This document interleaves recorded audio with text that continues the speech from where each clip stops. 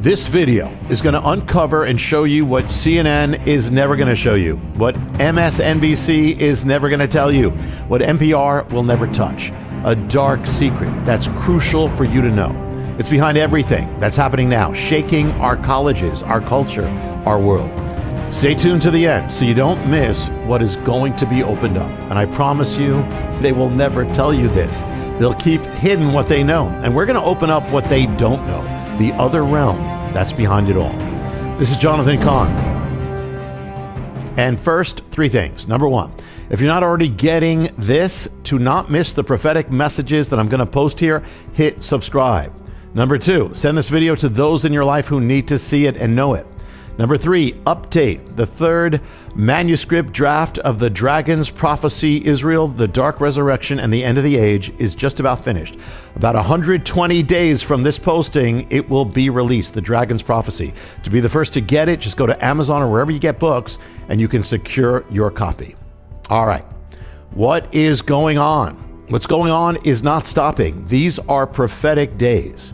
In just the past few weeks, we almost saw a major war begin, what could have been a world war. And for the first time, we saw Iran attack Israel directly with over 300 missiles and drones. And now, as we post this, something many never thought they would ever see. America has been exploding with hatred against Israel for the first time ever.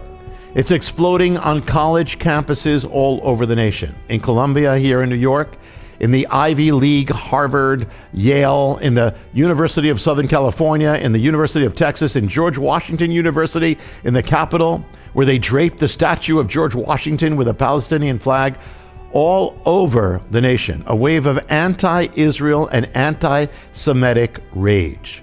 In Columbia University, the protesters announced, "Zionists have entered the camp. We don't want no Zionists here." Throughout the universities of America, they've chanted, "From the river to the sea, Palestine will be free." What does that mean? From the river to the sea is where Israeli citizens live. That's Israel. It means they want every Jewish person in Israel to be eliminated from the land or dead. Others chanted, "From the river to the sea, Palestine is Arab." It'd be like people shouting, "From California to Boston, America is white." And the colleges have had little problem with it. See, protesters have chanted to bomb Tel Aviv. Others chanted, "We are Hamas." Others chanted, "Hamas, make us proud, kill another soldier now." And the colleges didn't do much. The University of Southern California, the protesters found Jewish students wearing Jewish symbols. They ripped them off of them. At the Ivy League Yale University, pro-Hamas students attacked Jewish students. In one campus, they shouted, "Long live Hamas, death to the Jews."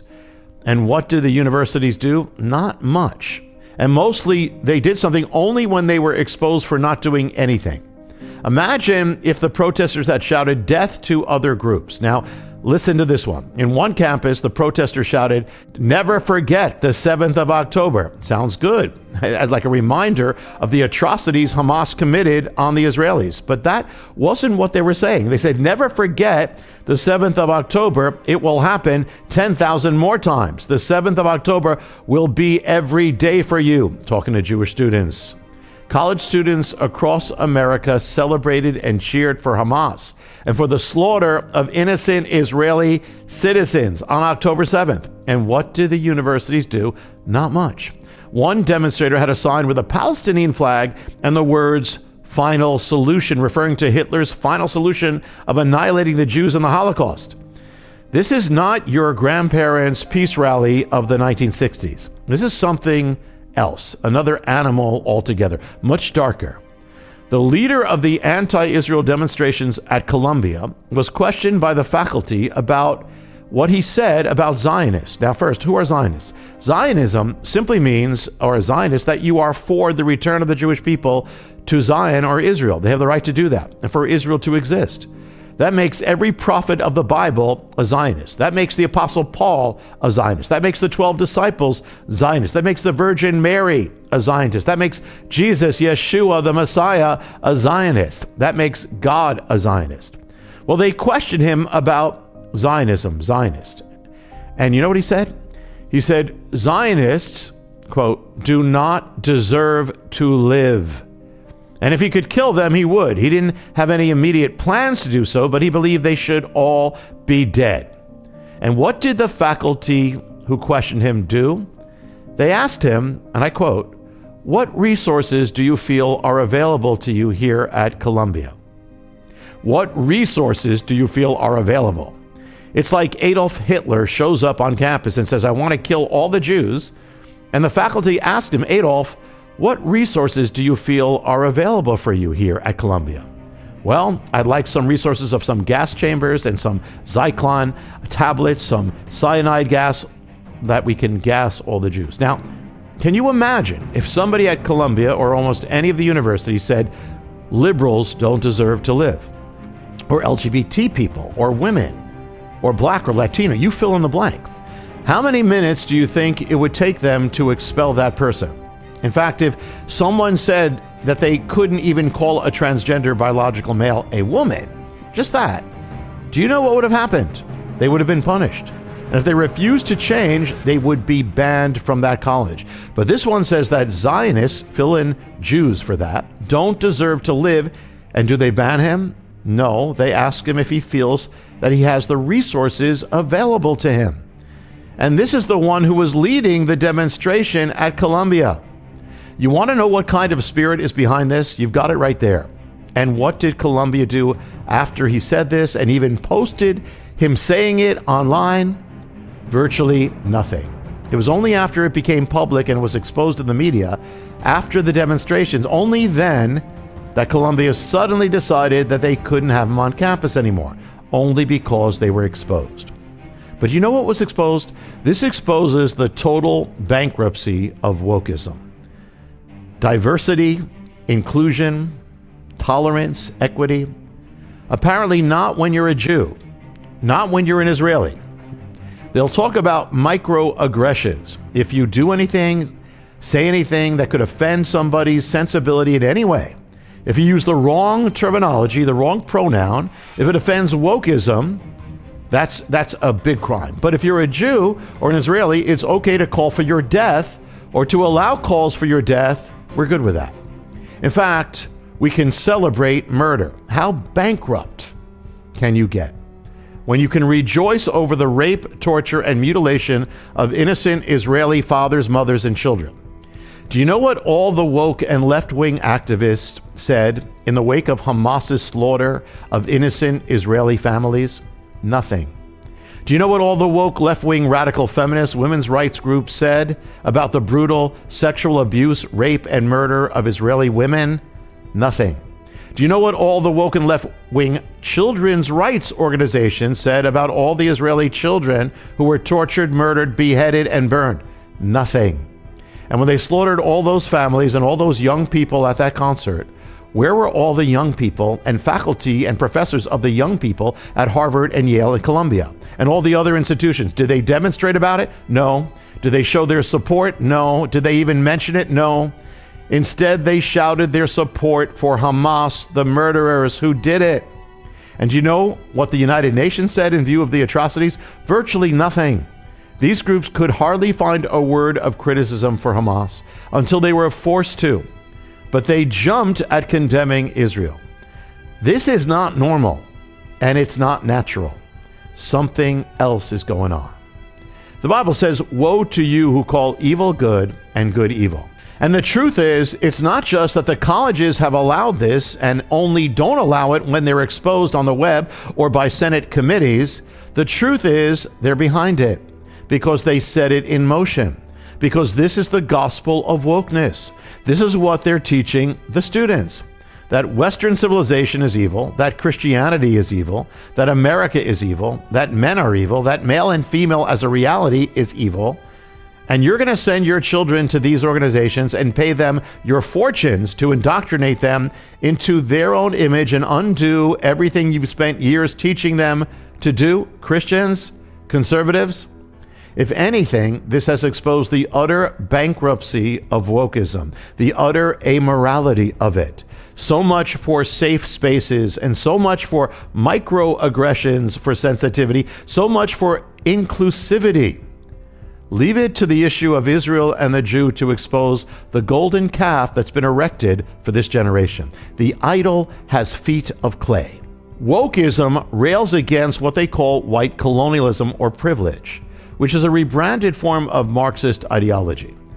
There's not a lot of white colonialism these days, so what do they target? Of all nations, they target Israel. They call Israel a colonial power. It's amazing. If any people have been the victims of colonial powers or empires longer than any other people, it's the Jewish people. It's Israel. From the Egyptian Empire, the Assyrian Empire, the Babylonian Empire, the Persian Empire, the Greek Empire, the Roman Empire, the Byzantine Empire, the Islamic empires, the Spanish Empire, the Russian Empire, and on and on and on. The actual truth is, Israel was part of the end of colonialism, as in the British Empire when it withdrew from the Middle East. So here in the halls of wokedom, they deify victimhood. They say that they're for the victim. And whom do they choose to attack? The Jew. The greatest victim, the greatest oppressed, persecuted, slaughtered people in the history of this planet. They picked the one nation of all nations that came into existence for the purpose of protecting its people from annihilation that rose up out of the ashes of the Holocaust. Those are the geniuses of wokeness. Now we need to pray for all people, love all people, and also at the same time oppose evil. One innocent life lost is a tragedy from any people, and we're not to rejoice over it. The tragedy is when all the Israeli villagers and young people and families were killed. The Gaza Strip and the West Bank was filled with celebrations over their murders. The tragedy is that the majority of people in Gaza approved of what Hamas did to the Israeli families. And after all this, they were still in favor of Hamas ruling. Hamas has destroyed Gaza as well as everything else. They've robbed it of its food supplies, of its humanitarian aid. It's a sickness, it's a darkness that is destroying the Palestinians. Hamas has been a key part of that. The Israelis don't want war, they hate it. They want peace, but they're the only nation in the world that's not allowed to protect itself against a terrorist organization that is bent on its destruction. Imagine if this happened to America. Well, it did. It was called 9/11. It led us to engage not in one war, but two wars. And in just one of them, the numbers of civilian deaths is estimated to be over 100,000 people. We fought in the Second World War. It's considered the most moral of wars against Hitler. In that war, how many civilians died? The number is estimated at 38 million. But compared to its population, what happened to Israel would be as if in America, terrorists living on our borders invaded America, went into thousands of American homes, tortured, raped, mutilated, burned, and slaughtered 44,000 Americans, fathers, mothers, children, and babies. What do you think we would do? Would we leave any chance for this to happen again? And Hamas uses the people of Gaza as their human shields. They use hospital schools to put children and the sick in front of them. And wars are messy, but this is the most challenging for Israel because it's happening with human shields. And yet, unlike almost every other nation or army in the world, Israel told the people of Gaza to move south out of harm's way before they began the operation against the terrorists of Hamas. Hamas, on the other hand, specifically targeted civilians. That was their purpose, to brutally murder the nearby Israeli villagers. It's as if there's a serial killer going around killing men, women, and children, and the police come after him to stop him. And in the shootout, there are other casualties. And the geniuses at our universities rail against the police and hail the serial murderer as their hero. They say, "I am the serial killer," as in, "I am Hamas." Israel sought to get the civilians out of harm's way. Hamas specifically invaded the homes of civilians and tortured and mutilated them. And in the halls of academia, students and professors are glorifying Hamas, the serial murderers, and warring against the people of those victims. They rail against those who do not pronounce the pronoun they demand, as in aggressive act, they'll call it, but the murder of children they will champion. And these same people, like the leader of the Columbia demonstrations who said Zionists, people who believe that Jewish people have the right to return to their homeland, do not deserve to live. In the same video, he put up his pronouns. He said it's he, she, or they. At the same time, at one of the drag queen storybook hours, the drag queen led all the little children in chanting "Free Palestine." So this is an experiment to those people. Go to Gaza, go to Hamas, do your thing, and see if they will honor your pronouns. I don't think they will, but you know what they will do? They'll take you to a rooftop and push you off to your death. And that's what you're advocating for. You're advocating for those who would murder you. You know, there's a word that sums up many of these at these universities. It's the word sophomore. It speaks of a second-year college student. It comes from the Greek. Sophos means wise, and moros means fool. So it means a wise fool, somebody who thinks that they're wise, but they're a fool. Well, there's actually a Bible verse that has both of those Greek words within it. It's Romans 1:22. It says this: professing themselves to be wise, they became fools. And the context is, this is what happens to those who turn away from the knowledge of God. They become fools. Does this have anything to do with the end times? It totally does. First, the Bible says that in the end times, Israel, there'll be an Israel back in the world. So after 2,000 years of being gone, just as the Bible said, against all odds, Israel is back. Second, it says that the world in the end times will be focused on Israel against all odds. And so it has again. Third, the world will see Israel as the center of controversy. Well, it does. Fourth, Israel will be attacked.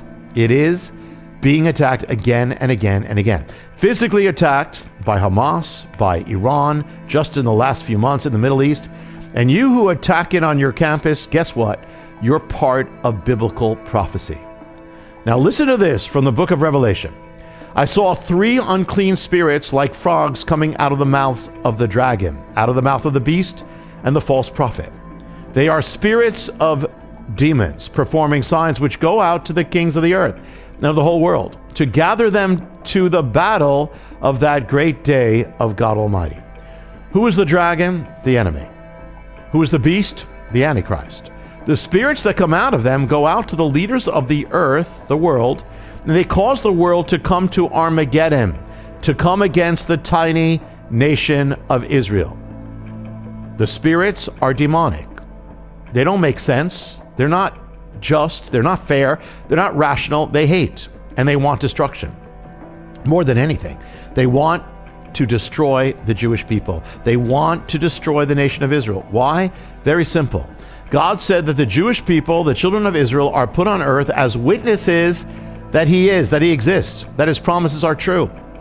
And it is through them that came the Word of God, the light of God, the Messiah, the gospel. And it will be through them again that the Messiah will come again. And that is why the colleges of America are raging against Israel and the Jews. That's why cities all over the world are raging against Israel and the Jews. It's not natural. It's not rational. It's spiritual. And only the Bible explains it. The Bible says that at the end of the age, all nations will come against Israel. Unfortunately, that word all includes America. Why is this happening? What's happening significant and prophetic? Because it's happening primarily in America, Israel's closest ally.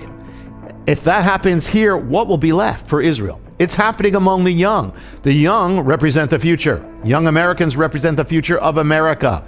Do you know that when they did polls of young Americans, they found out that virtually a majority of them, young Americans, were in favor of Hamas? Do you know that virtually a majority of young Americans believe that what Hamas did to the Israeli families and youth on October 7th was justified? This is your brave new world. This is the future we are nurturing. And college campuses, that's even more the future. These are the ones who will be running American society and government. There are historians who are saying that this is reminiscent of what happened in Germany. Do you know where much of Hitler's support came from? The young. The college campuses. They were filled with anti-Semitism. And now for the first time since Hitler, it's happening in the West on American campuses. And so when you read the prophecies of the Bible that speak of all nations coming against Israel, hating Israel, you've been warned. Armageddon is already there in the one who says Zionists or Israel or Jews have no right to live. That's how you get Armageddon. It's the foreshadow of the frogs of Revelation, and it's filling our world. And we would expect, as foretold in end-time prophecy, in the last days the world will hate Israel and will hate believers in Israel's Messiah, Yeshua, Jesus. We're here. Now I'm going to tell you a secret, more than one, that CNN will never tell you. In all these demonstrations, they venerate Hamas. That chant, "We are Hamas, I am Hamas." I'm going to tell you a secret behind it all that they will never say. You see, there's something more going on behind it all. Behind the issue of the Palestinian agenda, behind Gaza, behind Hamas. Mohammed Amin al-Husseini was born at the end of the 19th century in Ottoman-controlled Jerusalem. In the First World War, he fought in the Ottoman army. After the war, he returned to Jerusalem and focused on derailing all movements towards the birth of a Jewish nation in the land.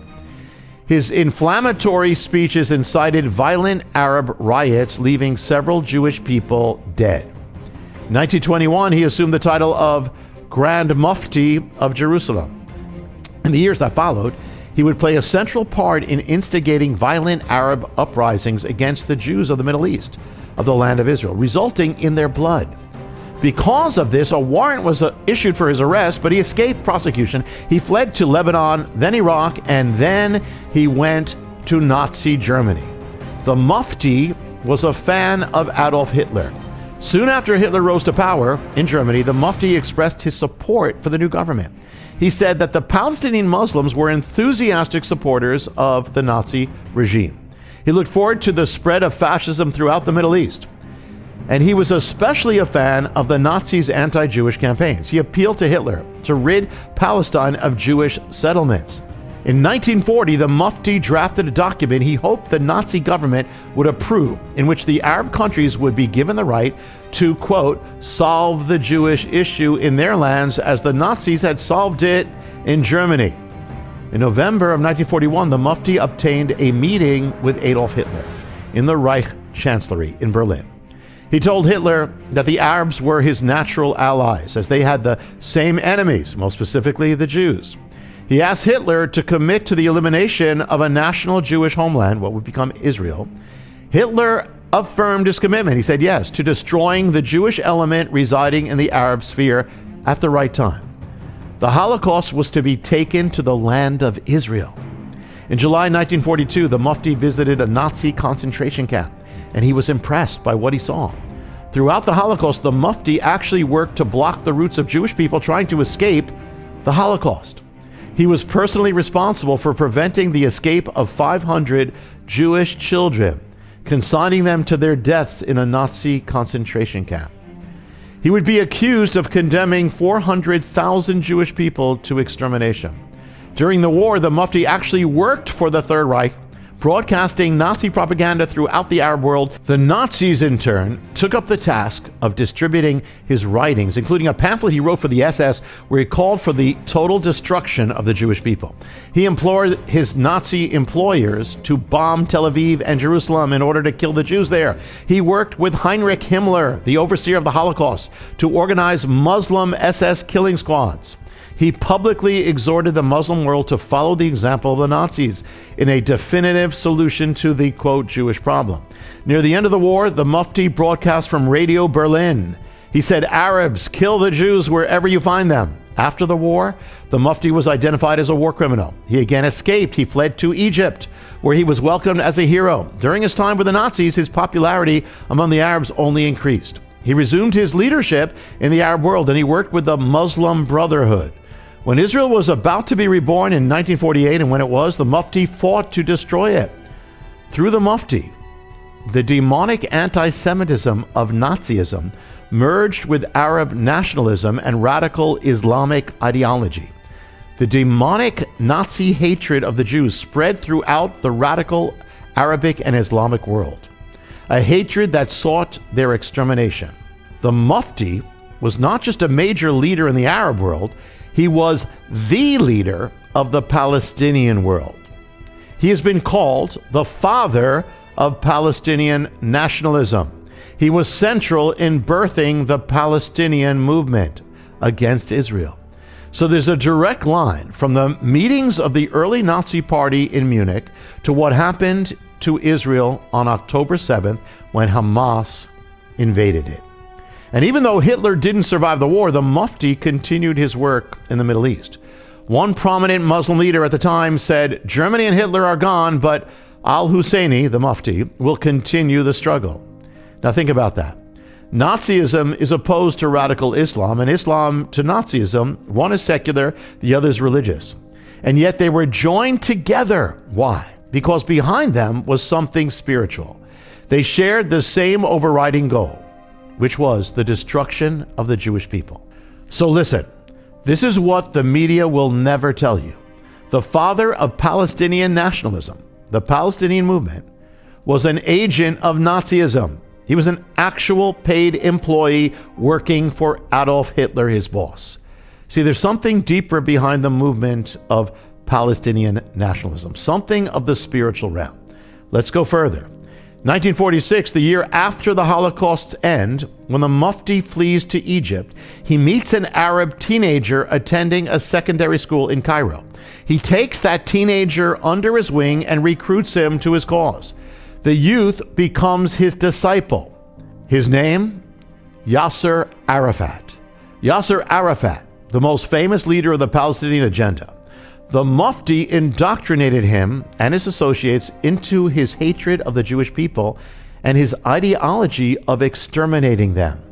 Arafat was discipled and indoctrinated by a man who worked for Adolf Hitler and worked with Adolf Hitler.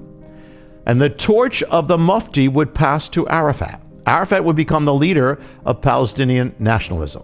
It is no accident that he was also the leader of Palestinian terrorism. It was all the same goal. In order to train Arafat to wage war against the Jews of Israel, the Mufti secretly brought in a former Nazi commando to Egypt.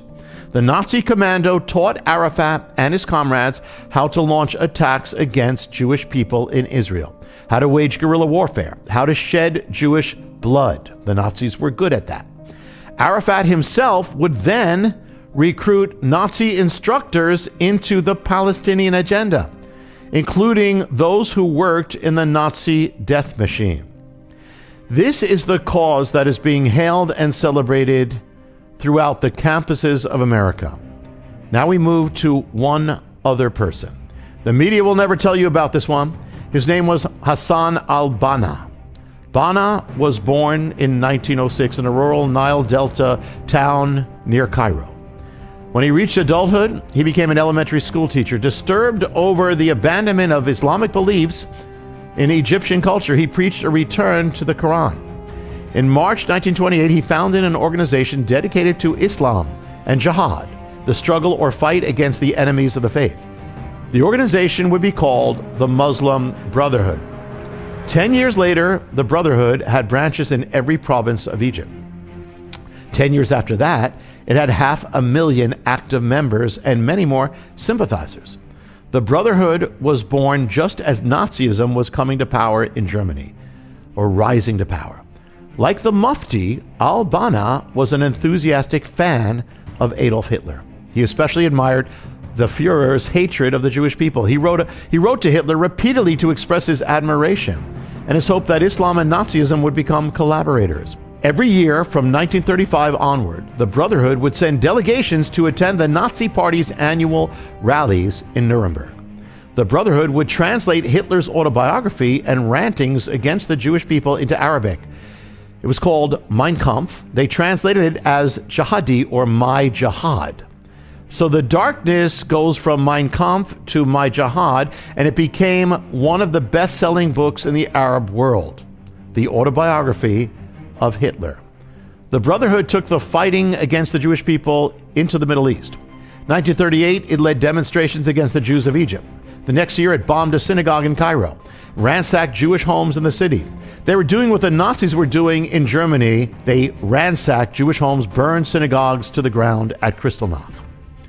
The collaboration between the Nazis and the Muslim Brotherhood went even deeper.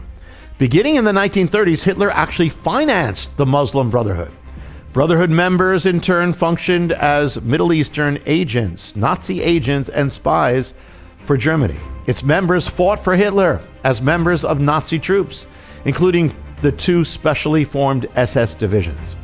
The Nazis also helped the Muslim Brotherhood in its organizing, its propaganda, and its waging of war. Now, al-Banna was not only an admirer of Hitler, he was an admirer of the Mufti. The two became partners in their war against the Jews. Through the Muslim Brotherhood and the Mufti, Nazi anti-Semitism spread through the Arab world, became a central pillar of radical Islamic thought and ideology. Accordingly, Jews were now to be viewed as evil by nature. They were now depicted as the incarnation of evil, its chief wellspring in the modern world. The Jews had come to Israel, according to this belief, to implement their plot of world domination. Their very existence constituted an existential threat. The Muslim Brotherhood could not negotiate with them.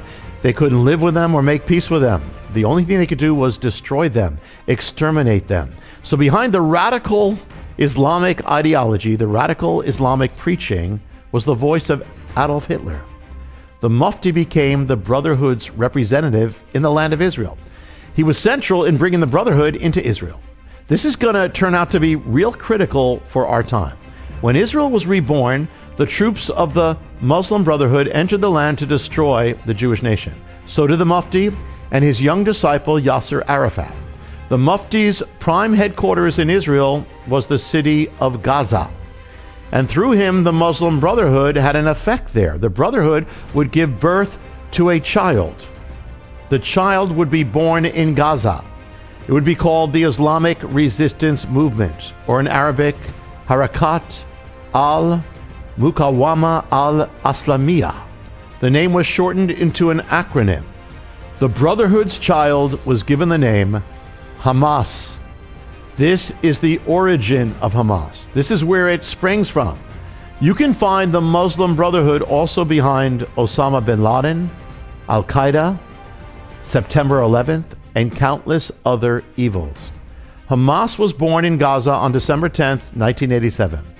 Why did it come into existence? It's all there in its founding charter. Listen to what it says. This is the actual charter that began Hamas.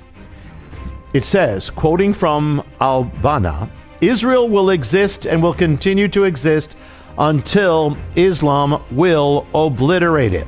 In other words, Hamas exists to annihilate Israel. And this is what they're hailing as heroes on American campuses. And they'll say it's not anti-Semitism. No, it actually is. The charter of Hamas goes on. For our struggle against the Jews is extremely wide-ranging and grave. Our struggle against the Jews. In German, the words, our struggle or my struggle is Mein Kampf. They're using Hitler's words. Article 22 of Hamas's charter could have been written by Hitler himself. It says the Jews took control of the world media, news agencies, the press, publishing houses, broadcasting stations, others with their money. They stirred revolutions in various parts of the world. They were behind the French Revolution, the Communist Revolution, most revolutions with their money. They formed secret societies such as Freemasons, Rotary Clubs, the Lions, for the purpose of sabotaging societies and achieving Zionist interests. There's no war going on anywhere without having their finger in it. This is classic anti-Semitism, and Hitler is all over it. The charter goes on, in Hitler's words, the Jews aim at undermining societies, destroying values, corrupting consciences, deteriorating character, Israel, Judaism, and Jews. Israel is evil, according to this. Jews are evil, and so is Judaism. Hamas's charter makes it clear they will never make any peace with the Jewish people, even in the next life. They say to the Jewish people of Israel, you shall be overcome and thrown together into hell. This is the only way to liberate Palestine. And this is what they're hailing on American campuses, chanting, we are Hamas. Well, let's see what Hamas is chanting. It's actually there in their charter. It's in their vow. Listen, it says this: I will assault and kill. Assault and kill. Assault and kill. I didn't repeat that. That's exactly what the charter says 3 times. I will assault and kill. It sounds like the mantra of somebody who is satanically possessed, and with good reason. Without Hitler, that charter could never be written. They are both part of the same evil. The hatred of the Jewish people is central to their worldview. You can't negotiate with it because it's the foundation of their existence, to annihilate Israel and the Jewish people. You can't negotiate with it any more than you can negotiate with a demonic spirit, which is basically what you're dealing with. And they chant in the universities, "Long live Hamas forever." Now another mystery. Hamas is an Arabic acronym about Islamic resistance. But the amazing thing is, it's also a Hebrew word. And it's a Hebrew word that actually appears in the Bible. With that in mind, listen to what the Bible actually says about Hamas. The word from the Psalms. "Deliver me, O Lord, from evil men. Preserve me from men of Hamas." And from Ezekiel, "Hamas has risen up into a rod of wickedness." And this also, "For the land is filled with crimes of blood, and the city is full of Hamas." And here's a command from the Bible: put away Hamas. Or it can be translated, put an end to Hamas. Do you know what Hamas means in Hebrew, in the Bible? It means evil, violence, and destruction. So when they chant on American campuses, "Long live Hamas," in Hebrew, in the language of the Bible, they are chanting, "Long live violence. Long live destruction." And when they chant, "We are Hamas," in the language of the Bible, they are chanting, "We are evil. Long live evil. We are evil." They don't know what they're doing. They don't know what they're saying. They are pawns. They have become pawns of evil. The Palestinians have largely also become pawns of dark agents, vessels of terror, pawns of Hamas, pawns of violence, pawns of destruction, pawns of evil. But Hamas didn't begin it. Hamas came from the Muslim Brotherhood. The Muslim Brotherhood and the Mufti were following the lead of Adolf Hitler. So the evil is deeper and older. And Hitler and the Nazis were also pawns of something even deeper and older. Everything we are seeing now is just the latest manifesting of an ancient war and ancient evil, the longest of wars against any people. It defies human explanation because it's not human. 2,000 years ago, it was written in the book of Revelation. Listen. "Now when the dragon saw that he'd been cast to the earth, he persecuted the woman who gave birth to the male child." Who's the woman? She wears a crown of 12 stars, the 12 tribes of Israel. She gives birth to the male child who will rule, Messiah. It can only be Israel, the Jewish nation. And the dragon? Well, the dragon is the enemy. Ha-Satan in Hebrew, Satan. The dragon persecutes the woman. The enemy persecutes Israel, the Jewish people. And verse 17, it says, "And the dragon was enraged with the woman, and he went to make war with the rest of her offspring." Its ultimate fulfillment is yet to come, but it reveals the war that is already in progress. We are witnessing the latest manifestation of that war. It's a war that spans ages. It was waged by the pharaohs of Egypt, the rulers of Babylon, the emperors of Rome, the kings of the Middle Ages, the czars of Russia, the leaders of Nazi Germany, the leaders of Hamas, and even by those in our own land. They are also pawns, and behind it all is the dragon. In the last days, the dragon will wage war against the children of Israel. So he's warring now. The same one who wars against Israel will also war against the spiritual children of Israel. That's you, the believer, the follower of Messiah, a Christian. If he wars against the one, he's going to war against the other. So every follower of Messiah, Yeshua, the Messiah of Israel, must pray and uphold the children of Israel. Pray for the peace of Jerusalem. And we have to pray for everyone. We have to pray for those who are deceived, for those who are pawns of the game, for the children of Ishmael, for those under the spell of Hamas, of violence, evil, and destruction. The only answer to Israel's anguish is the Messiah of Israel. When Messiah comes, Yeshua, when he comes, all the anti-Semites of the world and all who shout for Israel's destruction will bow their knees before the King of Israel. In that day, there will be no more Hezbollah, no more Hamas, no more violence, no more evil, no more destruction, as it is written in Isaiah. And Hamas shall no longer be heard in your land. No more evil, no more tears, no more sorrow. And the rage of the dragon, the evil of the dragon shall be no more, because the Lion of the tribe of Judah will have vanquished him. Be of good courage, because what we have seen, the Bible foretold. And that tells you that your God is still on the throne, and he's not getting off of it. That means you're on the winning side. And the only answer for Israel, for America, for the world remains Yeshua HaMashiach, Jesus the Messiah, the light of the world, the only hope, the only one. If you do not now know him, if you are not now following him, and if you are not yet born again, saved, a child of God, you know you're going to heaven, ask him to come into your heart, into your life, that you might be born again, and begin to follow him with all your heart. And he'll lead you, and he'll save you, just as he will save his ancient people Israel on that day.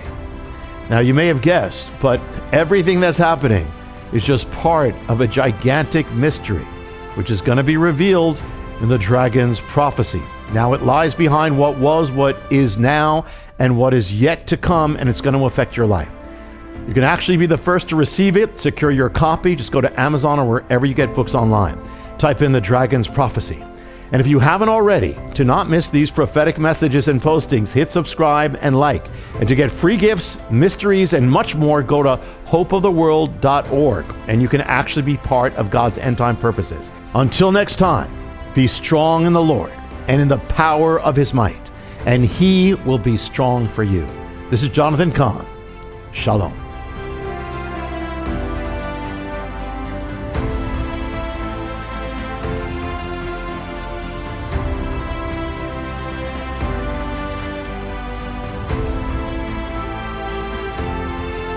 Hi, I'm Johnathan Cahn, and I hope you were blessed with the video. Make sure you hit the subscribe button and tap the bell icon so you're notified every time a new video is posted. Feel free to share your reactions with your comments and how you were blessed, and share this video with your friends. Thanks for watching, and I'll see you next time.